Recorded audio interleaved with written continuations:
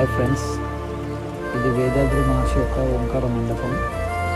చుట్టూ కొండలు మధ్య ఉన్నటువంటి ఒక అద్భుతమైన ఆశ్రమం ఫ్రెండ్స్. పచ్చటి చెట్ల మధ్యన ఉన్నటువంటి ప్రకృతితో మమేకమై ఉన్నటువంటి ఆశ్రమం friends. Thank you friends, thank you your support.